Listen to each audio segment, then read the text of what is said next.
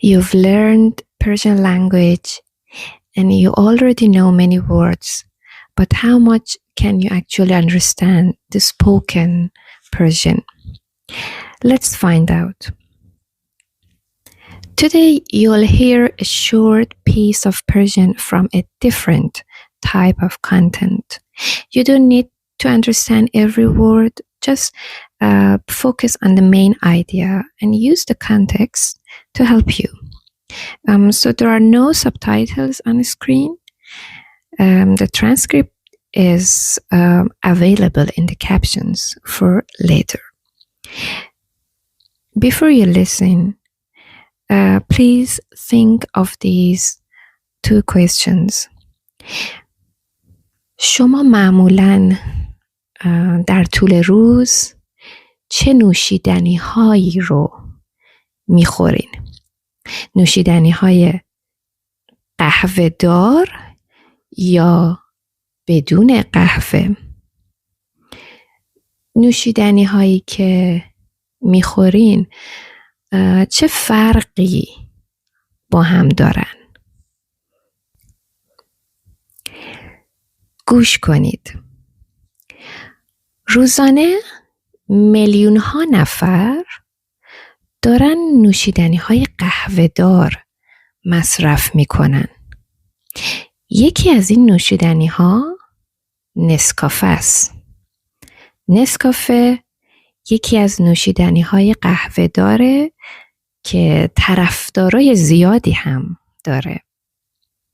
هم نسکافه و هم کاپوچینو هر دوتاشون از نوشیدنی های قهوه دار هستن و خواص و فواید قهوه رو دارن، ولی روش تهیه یا روش درست کردن هر کدوم متفاوته، با هم فرق میکنه. نسکافه که همون قهوه فوریه یا قهوه دم کرده است، میشه با شیر یا آب مخلوطش کرد. اما برای تهیه یا درست کردن کاپوچینو ما به زمان بیشتری نیاز داریم. پس تهیه کاپوچینو زمان بره و حتی به دستگاه اسپرسو ساز نیاز داره.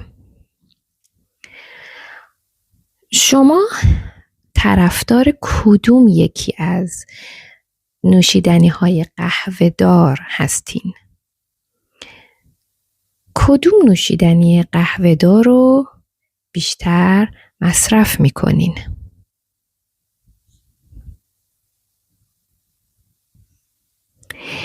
Now check the transcript in the captions.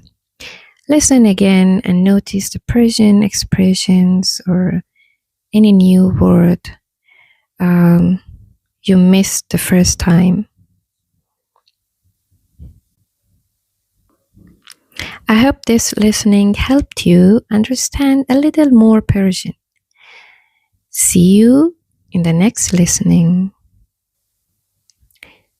تا بعد، خداحافظ.